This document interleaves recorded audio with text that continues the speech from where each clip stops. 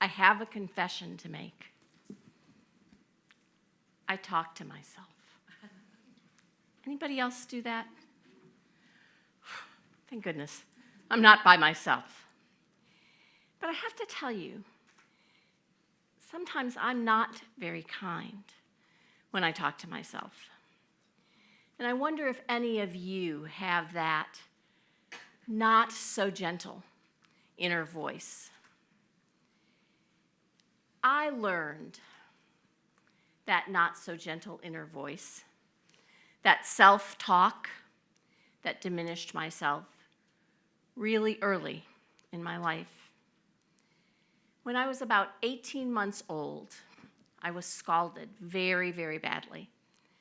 And it left me with terrible scars up both my legs. From the time that I can remember, I heard from my mother how terribly disfigured I was. And I remember thinking, what does that mean about me? I learned some more inner talk, and it came to me in the voices of other people.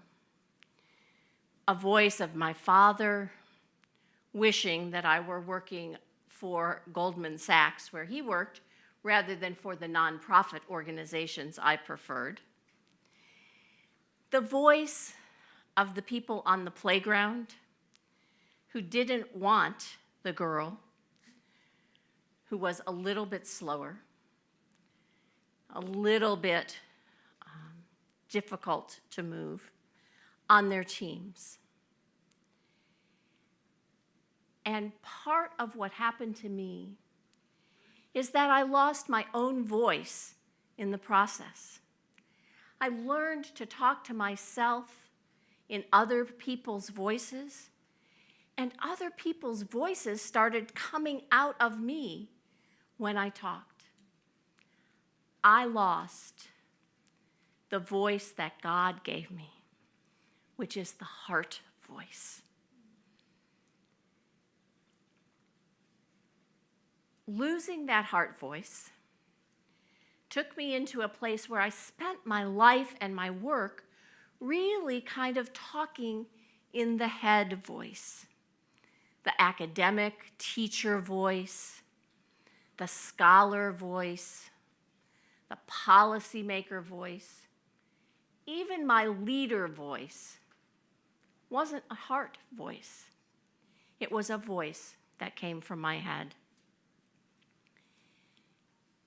It took me a long time to figure out that all of the places that I was stuck, all of the places that I wanted to go but hadn't gotten, were because I wasn't getting my message across.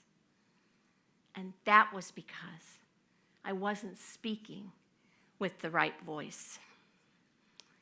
So when I finished my career, my 9-to-5 jobs on somebody else's agenda, my working for somebody else's dream, I knew that it was my mission in the world to make sure that every person in the world heard and could speak from their heart voice. The heart voice is the one that says inside, I'm worthy, I belong, I care, I make a difference. The heart voice doesn't talk in the comparative, greater than, less than, better than, me, other. The heart voice talks about we. The heart voice sings in harmony, not dissonance. The heart voice says, I'm home. And what does it mean to really then be able to speak your heart voice? For me, what that means is that as you master the message that your heart voice sends to you and take your message out into the world, you begin to master your life and to master the contribution you're meant to make in the world. Not everybody was born loving words, and not everybody had the grandfather that I had, the very English actor, who didn't read me fairy tales. He read Shakespeare and Dickens and all of those resonant words. He taught me. He taught me that words are important. And he taught me that words can do two things. Words can hurt, or words can help. And he made me committed to saying words that help.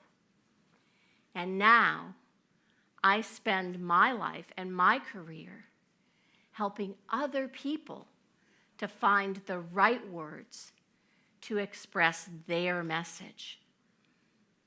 Sometimes those words come trippingly off the tongue. They're easy. But there are other times that it takes somebody outside yourself to listen very quietly to that heart voice that hasn't learned to speak yet. I want to invite you to learn to listen to your heart voice. And if you're so inclined, to partner with me so that I can listen to you too.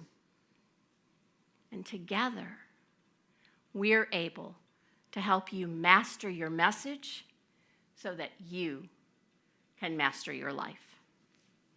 Yes.